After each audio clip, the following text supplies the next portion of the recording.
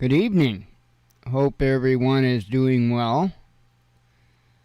Another day of craziness in the news. It was kind of once again all over the place today.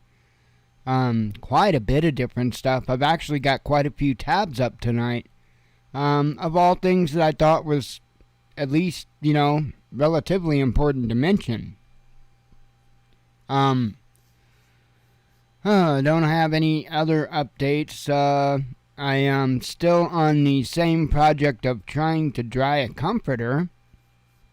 The solar dryer hasn't been working too well the last 2 days. Yesterday, it worked. During the first part of the day, it worked well. And I thought we were going to squeak past and not get any rain. And out of the blue, we got a light shower, and I thought, okay, no big deal. Okay, it got a little bit more wet. It'll dry, no big deal. And it stopped after a bit, and then just that quick, it started up again and started pouring pretty good. So, yeah. Today has been, it's been about 50-50 cloudy. And so I'm close. I'm close. Anyway, yeah, we've just got one of those stackable washer dryers, and this is it's a queen size comforter, but it's like oversized. It's like huge and it's really thick. And even if you could stand on top and try to wedge it in with your feet, you wouldn't be able to fit that comforter in this washer. So I don't think it would wash too well, so. But anyway, other than that, it just is what it is. I've been trying to keep up on stuff as much as I can. Like I say, a lot of craziness, just all across the board. I did see a video earlier from Dabu, I believe it was. Let me take a peek-see here. Let me look at my history. That'd be quicker. I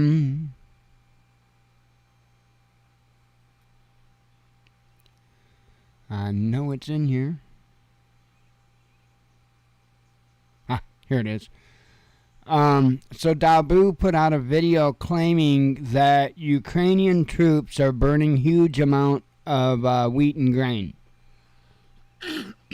And I Googled it, whatever. But I only saw like 2 different sources at this time making that claim. And, I mean, one of them is, I do believe that SANA or whatever. So, I don't know. Just keep an eye out on that one way or the other. When I did that Google search, I will say this. I showed like 2 websites that was talking about it, and all of the other news reports that mentioned it was talking about whether or not Russia stole wheat and grain. So I figured I would add that little note, asterisk, because, well, it is Google.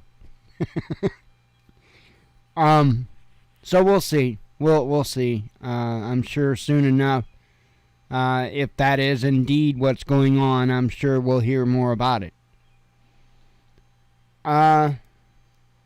Let's see. Other than that, I guess I'm just going to go ahead and get rolling through these. Like I said, I've got several tabs open. Have a sip of coffee. I'm not in a rush or nothing.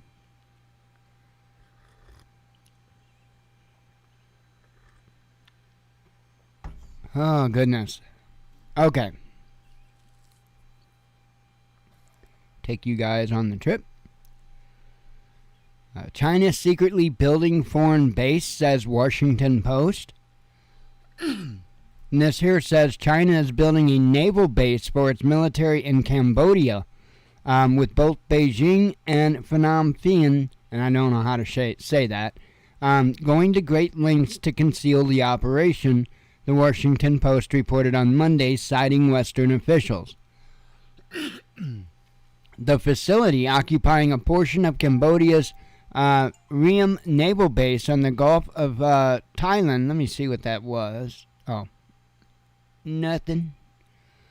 Let's see. Is set to become only China's second foreign outpost after the opening of a base in the East African nation of, oh goodness, Djibouti?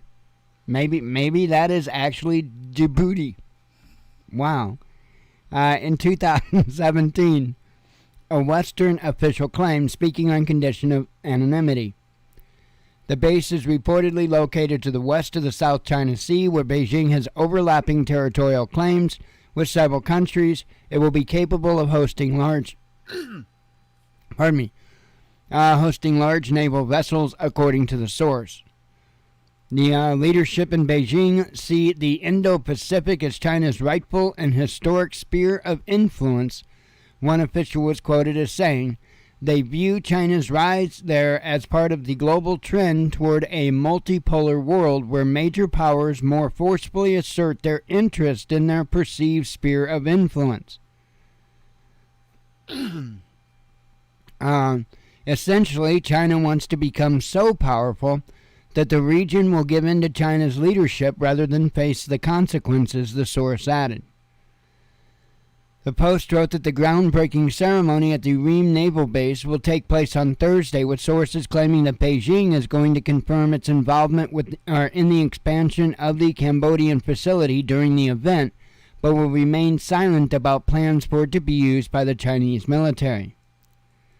The deal to build new structures at the base was finalized in 2020, envisioning the Chinese military having exclusive use of the northern portion of the base, while their presence would remain concealed, a second official told the newspaper. So, just something to keep an eye on. It's not necessarily right under our nose, but, on the same note, I think it's awful crazy that the United States has military bases absolutely everywhere, and we make a big deal if anybody else wants to put bases anywhere. So I find that just awful interesting. I'm not for this. We're the world police. We're the one that makes everybody else's decisions. I'm not good with that for many reasons. We're about to find out one of the biggest, and that is eventually they get tired of it. And believe me, they are not just going to let it fly. I can guarantee you that. Okay. So, and I just brought these up in the order that I put them out, or that I put them out throughout the day, I should say. I didn't go through and reorder them like I do a lot of times. I try to put like stories together, and kind of really wasn't necessary today, to be honest. There are related stories and stuff, but Russia claims military success. This here says Russia and its allies have made more progress towards fully capturing the Donbass, Russian Defense Minister Sergei Shoigu reported on Tuesday. Some 15 communities were recently taken, including, Gorsk. We'll call it Gorsk. That's how it ends anyway. The town where Ukrainian forces allegedly torched a wooden church as they retreated last week. Gorsk is located on the left bank of the, Severny Donets River and is claimed by the Donetsk People's Republic as part of its territory. Last week, the Skeet of All Saints, a historic wooden monastery located in the town, was torched and burned to the ground. Russia accused Ukrainian forces of deliberately setting it on fire to cover their retreat. Ukrainian officials blamed Russian troops for the incident. On Monday, the Russian Defense Ministry claimed that Ukrainian troops had blown up a bridge in the same area, cutting the shortest road connection between the main northern part of the settlement and the rest of the DPR territory. Gorsk is located on the border between the two Donbass republics. According to Shogu, Russian and Allied troops seized 15 communities near the river as they advanced near Ukrainian forces. He claimed that the successes had resulted in the liberation of 97% of the territory claimed by the Lugansk People's Republic.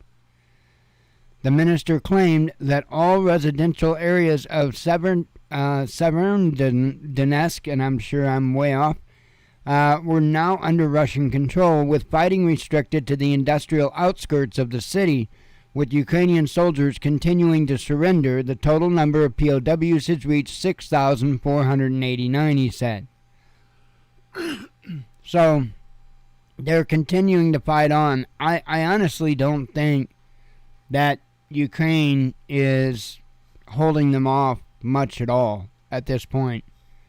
And I don't know how far Putin plans to push his troops. I don't know. I will say this.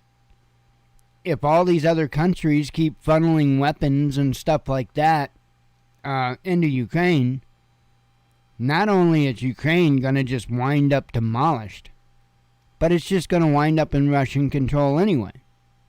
No matter how this plays out, Russia's going to wind up with the territory if they so choose. We're going to have way too many things to worry about if there's global conflict. So, I'm pretty sure that Russia will probably get Ukraine and a whole lot of other stuff over there.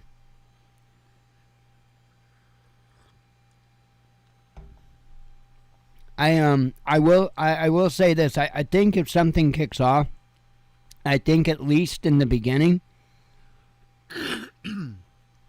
it's going to be jaw-dropping.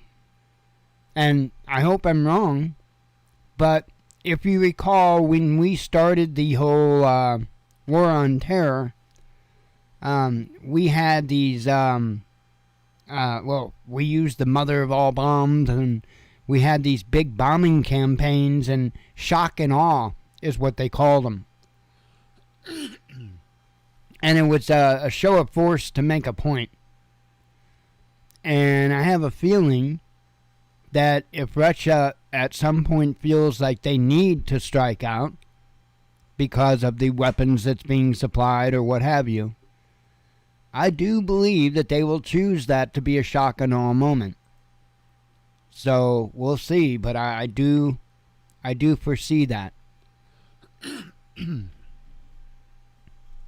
I don't know what kind of response that would get, to be honest. I can't say that I haven't sat there and war-gamed it in my mind. I've war-gamed it plenty. I just don't know what type of reply there would be. I'm sure there would be a reply, but I don't know how quick and how hard.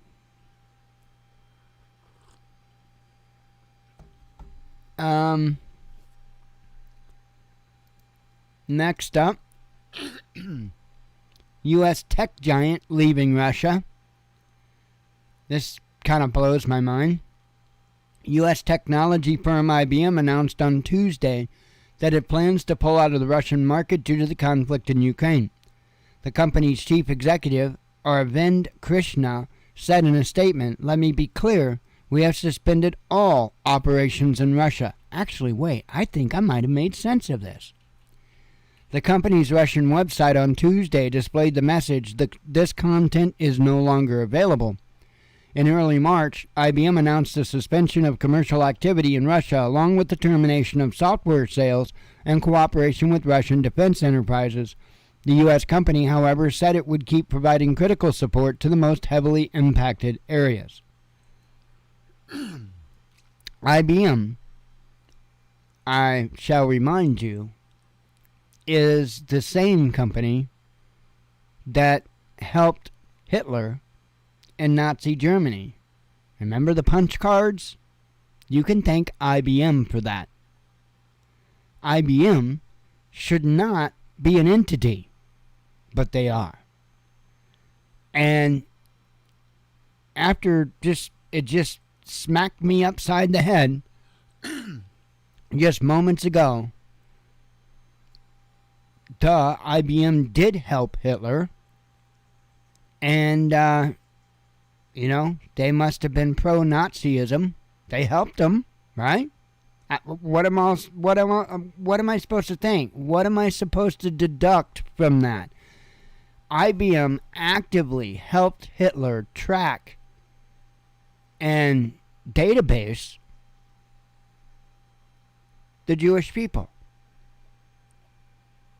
And I sit there and I think about like the Ukrainian Azov and how neo-Nazi they are. And yeah, it does actually make sense. Anyway, I'll move on.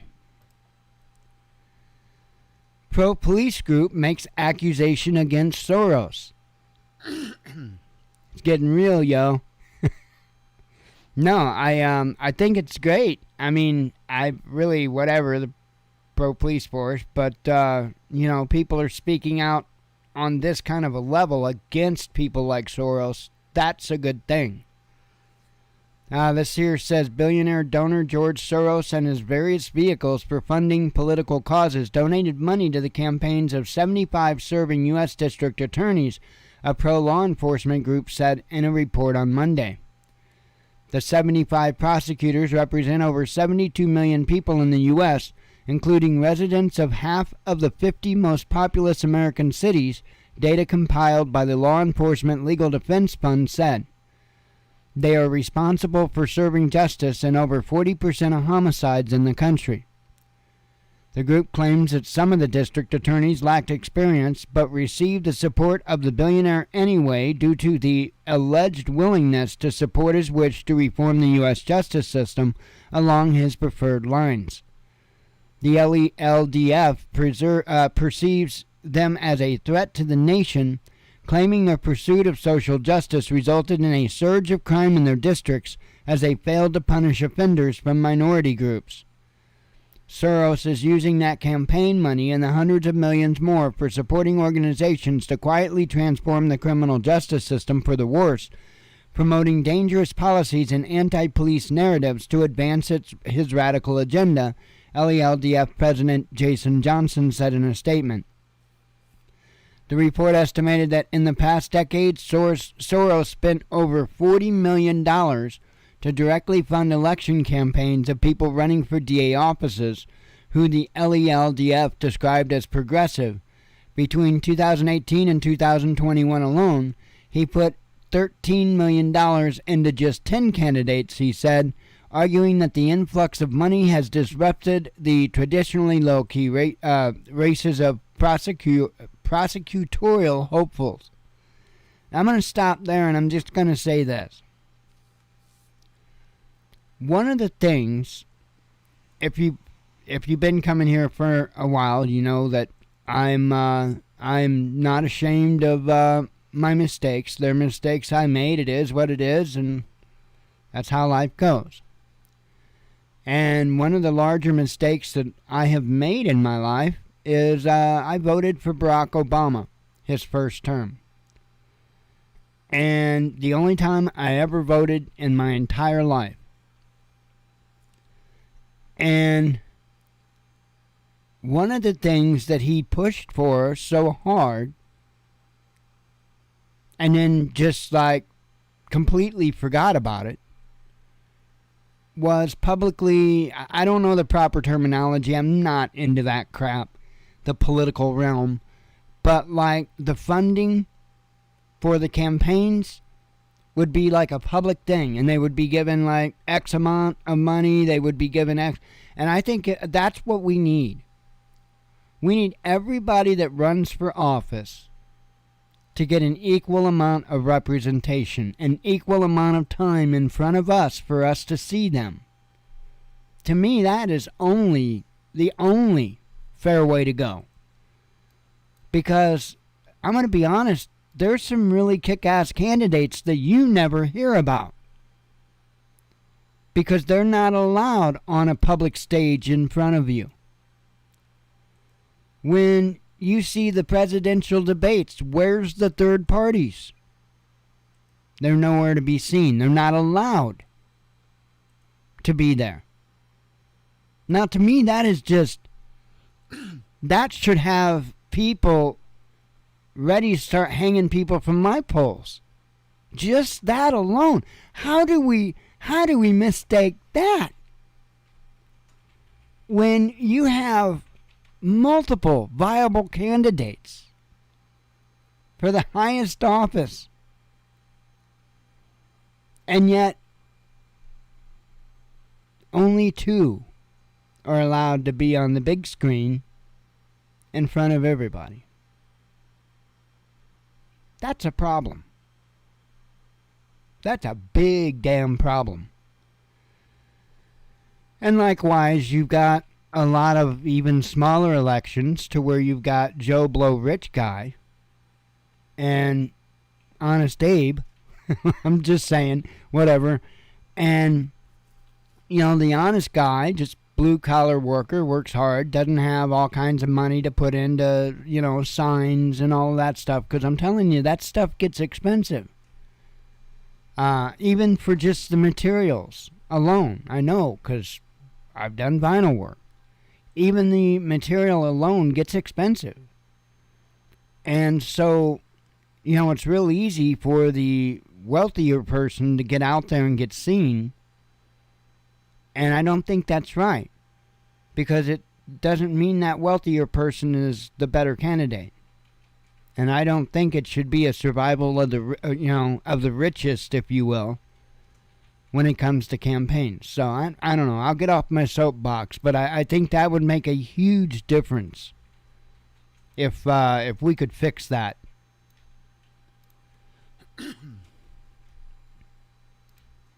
Of course, I'm also the guy screaming for getting rid of the parties. I think we should vote for the person. The person. I don't think we should associate anything else to them. Just their name. That's it. Okay, your name's Joe Bob. What do you stand for? What would you like to see happen?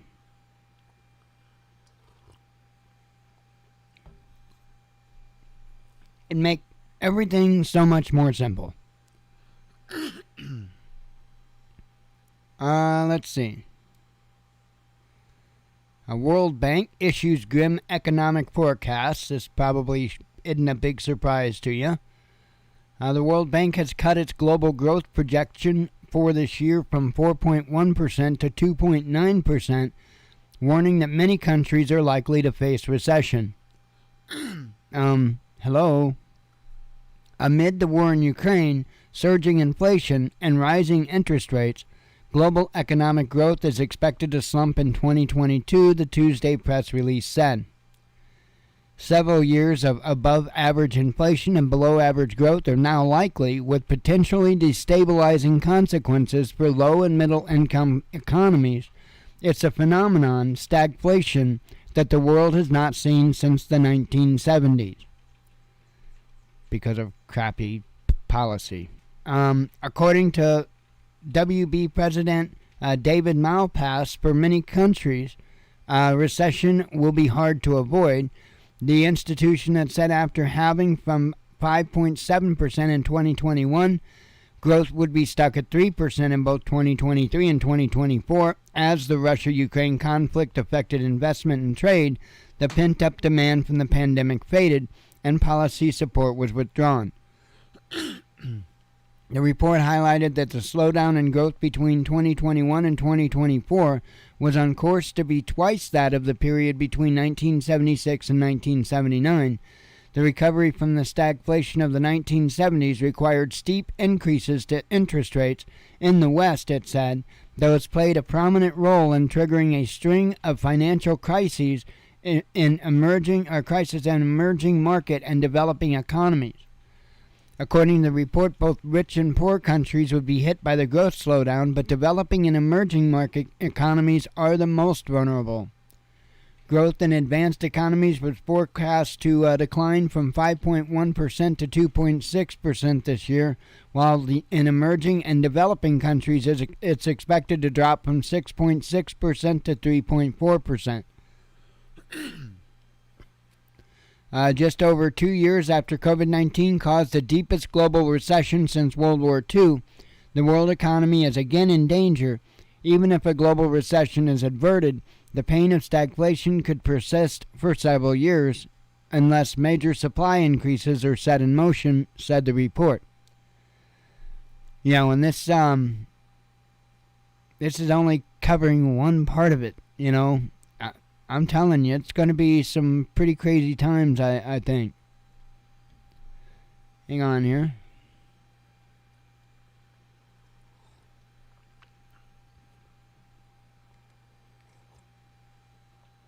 Oh, man. Nicotine.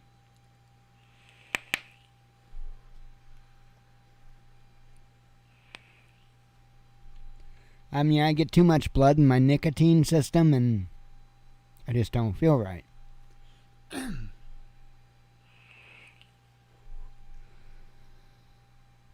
Let's see. NATO comments on nuclear guarantees for Russia. Well, they say guarantees, but it says here NATO is not inclined to give Russia any security guarantees on the deployment of nuclear weapons on the territories of its two newest prospective members, Finland and Sweden, the bloc's Deputy Secretary General Camille Grand has said. Every country is free in the nuclear field to deploy or not to deploy such weapons. We are not talking about setting up some principal restrictions on the possible actions of the alliance, the NATO official told Swiss broadcaster RTS in an interview published on Tuesday. Longtime neutral countries Finland and Sweden have scrambled to join NATO amid the ongoing conflict between Russia and Ukraine. Russia attacked its neighboring state in late February following Ukraine's failure to implement the terms of the Minsk agreements, first signed in 2014, and Moscow's eventual recognition of the Donbass republics of Donetsk and Lugansk. The German and French brokered protocols were designed to give the breakaway regions special status within the Ukrainian state. The Kremlin has since demanded that Ukraine officially declare itself a neutral country that will never join NATO. Grand said that the potential accession of Ukraine to the bloc is currently not on the agenda, and that the ongoing conflict must be resolved before Kiev will be able to decide for themselves how they want to position themselves in the European security architecture. So, and Russia is like pissed over all of this. And I get it.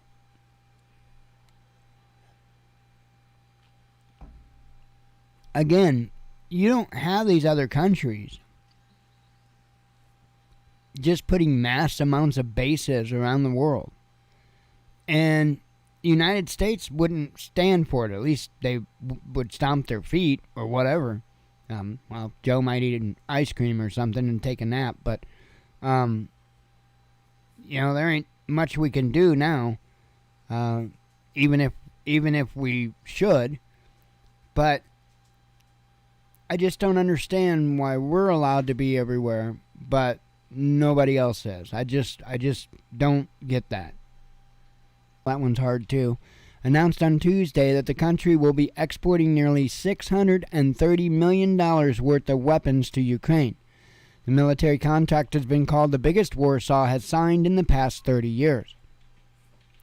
We are glad to have the opportunity to sell our weapons abroad today, said Morawiecki during a visit to Poland's Stalowa arms factory on Tuesday, adding these will be tried and tested arms that will not only pass the baptism of fire, but will also be a very important weapon on the battlefield, most likely in eastern Ukraine. The Prime Minister also stated that the part of the financing for these weapons will be covered by the European Union, adding that Poland will use this money. Let's see where I was at. There was a light flashing in, so it caught my eyes. I guess they're reparking their vehicles. To enrich its production potential. As Deputy Prime Minister Jacek Sasin has confirmed the deal and has stated that the total sum of these deliveries will be somewhere around $628 million. In late May, Poland also donated 18 Krab self-propelled guns to Kiev forces and Polish military forces, providing training to about 100 Ukrainian artillerymen to operate them. According to Polish radio, which noted that Ukrainian forces now have at least 24 Western self-propelled howitzers. So that's what's and it's only a matter of time, I think. It's really only a matter of time before Russia says, that's enough of that. So we'll see. I think it's probably just going to ramp up. I don't know. I mean, I know that Russia has been hitting targets and taking out some of the equipment that the Western nations have been giving them. But I don't know how quickly it's happening, like after the deliveries are made. I have no idea. I would love to know those details. But I have a feeling it's going to be like the cat slapping. And it's just going to keep slapping closer and closer. And if these countries keep up, they're going to reach a paw right in across that border and slap it before it even gets across. I don't know. That's my cat analogy, and I figure it's probably a sight better than anything the Pentagon's come up with. No, I'm kidding. My cat slap war theory of Ukraine.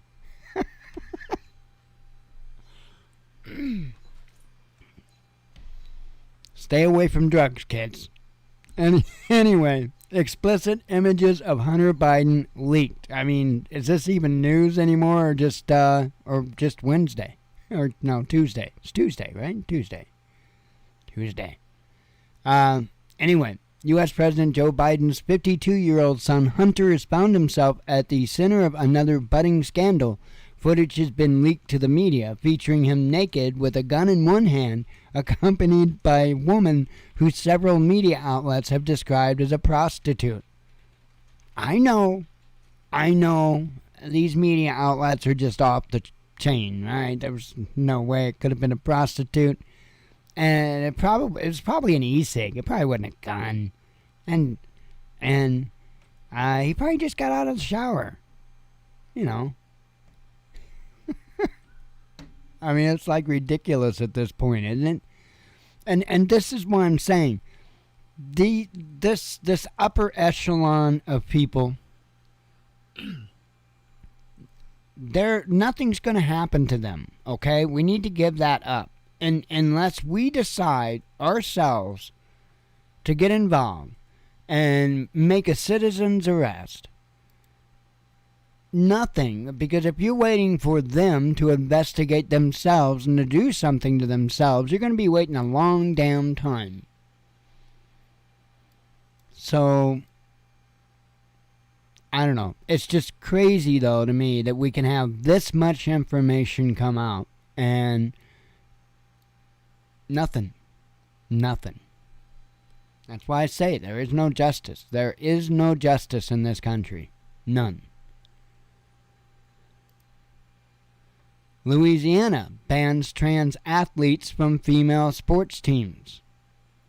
It says here transgender athletes will no longer be able to take part in sports on girls' and women's teams in Louisiana after a bill was passed to become law there on Monday.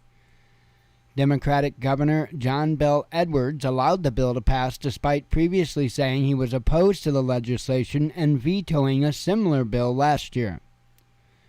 On this occasion, Edwards said it was inevitable the bill would pass due to overwhelming support in the Senate and the House, and he therefore let it become law without his signature. It was obvious to me after 2 years it was going to become law whether or not I signed or vetoed the bill, Edwards protested on Monday night. The sports ban for transgender athletes on girls' and women's teams has been a pet project for the Republican Franklinton Senator Beth Mizell for the past 2 years. She said its intention is to protect girls and young women from having to face athletes who have biological advantages due to their sex at birth. The bill passes at a time when figures such as former University of Pennsylvania swimmer Leah Thomas, who smashed a number of women's records in college swimming on the Ivy League Institute women's team last season, have divided public opinion. So, I guess the states are gonna, that is, the states with common sense are gonna put in laws like this, and then states like we live in gonna be the freak shows. I don't know. It's crazy. I mean, it's crazy, and we really need to stop this enabling mental illness. It's insanity. It is absolute insanity. And I look at everything that's going on, including the mass shootings and stuff like that, and it's like we're enabling this. We're absolutely enabling this. It's insane. Now, I'm not saying each and every one of us individually. I'm not saying that.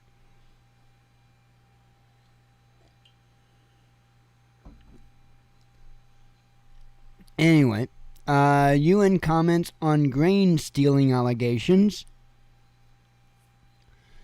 Let's see. It says the UN is unable to verify accusations raised by Kiev against Moscow of stealing and exporting Ukrainian grain. Stephanie Dujarric, the spokesman for the UN Security General, has said. Asked about the claims by a reporter during a news briefing on Tuesday, Dujarric said that neither the UN Secretary General's office nor the UN World Food Program had any credible information on the matter. We've seen recent media reports. We're talking of our colleagues and WFP. They have no way of verifying these allegations. I think WFP, so we all have, has been advocating for free movement of food from the Black Sea to ensure that the needs of the people around the world are met, the official stated.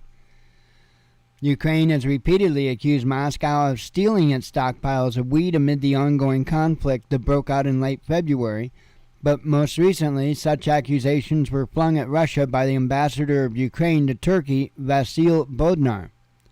Russia shamelessly steals Ukrainian grain and sends it overseas from Crimea, including to Turkey, Bodnar said on Friday, adding that Kiev has asked Ankara to help resolve the issue. Ukraine and Western states alike have repeatedly accused Moscow of impeding grain exports by blocking Ukraine's Black Sea ports, namely the major trade hub of Odessa, Russia, however, has rejected such claims, maintaining it was ready to ensure safe passage for grain-carrying vessels from the ports. I was sitting there reading through this, and it made me kind of think of something.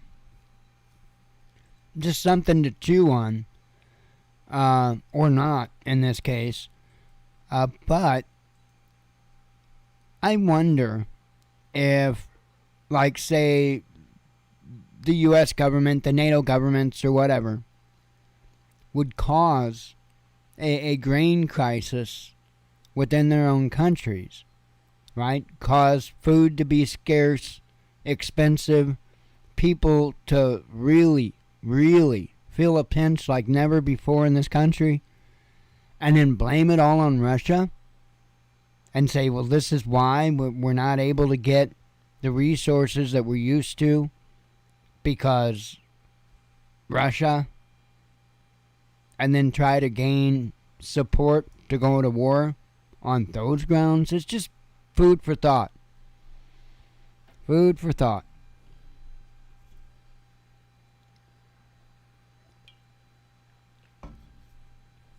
Alright, I got one more tab here for you.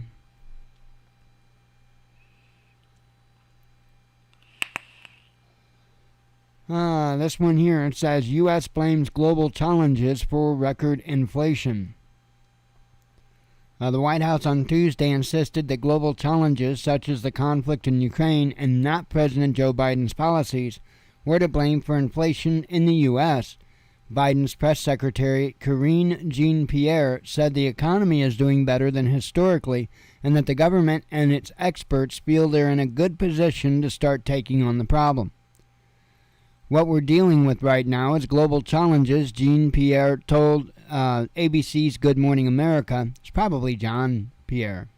Anyway, told ABC's Good Morning America in an interview on Tuesday, arguing that U.S. economy was in a crisis when Biden took office. Only Democrats voted for American Rescue Plan, she said, and has put us in a place where we're in a stronger economic position to deal with inflation. Oh, yeah?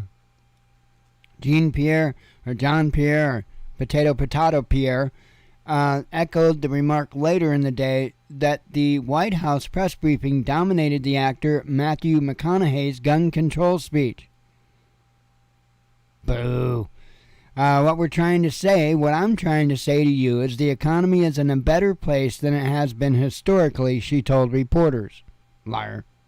John Pierre also doubled down on the White House claim that gas prices spiked because of Russian actions in Ukraine and not some dumbass potato head that, sorry, I went off on a tangent there, listing other countries where this happened as well, all of whom imposed sanctions against Moscow. So I'm not going to go into the rest, but you get the point.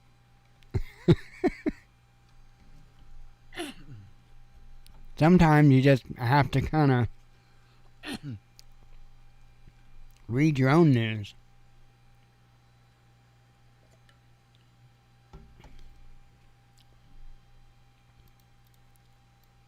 All right.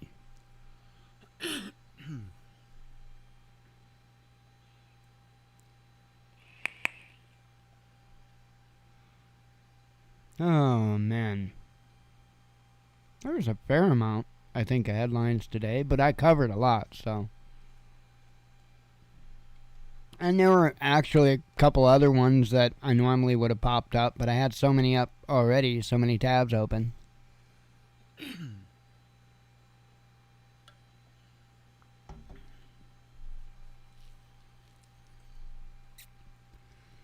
Alrighty.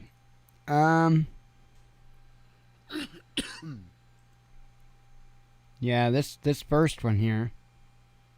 I like drones, but I don't like them drones. Taser maker backpedals on armed drones in U.S. schools. This was an idea that somebody came up with for protecting children in schools, was to have these drones that are armed with a taser flying through and attacking the attacker. And, yeah, I'm not a big fan of that idea. And I like drones. But, nah. Nah. You need fingers and triggers in that situation and nothing more than that. And that is fingers and triggers to do something, not stand outside for 70 minutes until somebody, a group of people defy orders and goes in and does something about it. It's insane. I mean, it just blows my mind. Blows my mind. India tests nuclear-capable missile. U.S. issues nuclear warning to North Korea. Top tech executives found dead in Siberian wilderness. I'm sure there's nothing up with that. Value of Russian securities frozen by EU is revealed. Russia reacts to dressing down from top EU official. Serbia counts losses from EU's Russian oil ban. Senior Montenegan MP questions closure of airspace to Russian FM. Zelensky aide berates Germany. Ukraine looks to import American LNG, liquid natural gas, says Zaftogaz. Russia, covered that. Covered that. Major U.S.-led summit dubbed a failure. That was the one where the Mexican president wouldn't take part.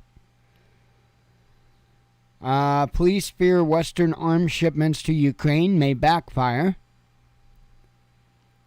Let's see. Russia may expand treason definition. That's always a scary thing. Let's see. Serbia blames hysteria for failed Lavrov visit.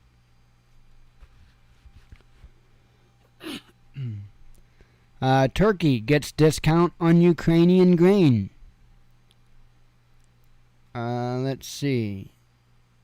U.S. wants to limit Russia's oil revenue without interrupting supplies. Well, yeah. Ukraine to ban war and peace. I don't, I'm pretty sure they mean the book or something. I don't know. I actually didn't even read that. Yeah, the book. Let's see. UK upgrades monkeypox threat. Louisiana, covered that. Britain bolsters food banks amid growing insecurity. TikTok messaging backfires on political group. A British cinema company pulls blasphemous movie. And that's it. That is it. Got it covered. Huh. Man. Fun times, huh? And I don't really, like I've been saying, I don't expect it to lighten up. And in fact, I'm actually kind of shocked that it's not escalated more. I personally thought it would have been a little more escalated by now. But I think it's coming. I think it's certainly coming. We got a lot of stuff coming around the bend. A lot. And, like I say, I hope people are continuing to get ready. Hope you're making the wisest decisions that you can. Think long term when you do your prepping. Think long term as best you can. Buy things that are going to last. That should be a primary focus, because we don't know when or if we'll ever be able to get that kind of stuff again. So that's why, as I could, and it's not like we've got a fortune to do stuff, but as I could, as I've gotten tools, as I've done this, that, and the other thing, I've managed, I've made sure to try to get good quality stuff that's going to last. Because buying cheap stuff isn't going to be that great of a benefit if it doesn't last very long. So, I'm the type of guy that would go get the Black & Decker drill or the Ryobi drill or whatever, right? And not think twice about it. But I didn't this time. I went out and I got Porter cable for the for my drill and my impact driver, but good quality brushless units that, same with my hand tools. My hand tools I got DeWalt, so I just wanted to get really good quality stuff, because again, I don't know if it's going to be available again, and if so, when. So to me, it's imperative, especially for things like tools, that you get good quality. So anyway, I am going to get out of here. God willing, we'll be back tomorrow. We'll talk to you then. As always, God bless you. We love you. Be one with your spirit. And shalom.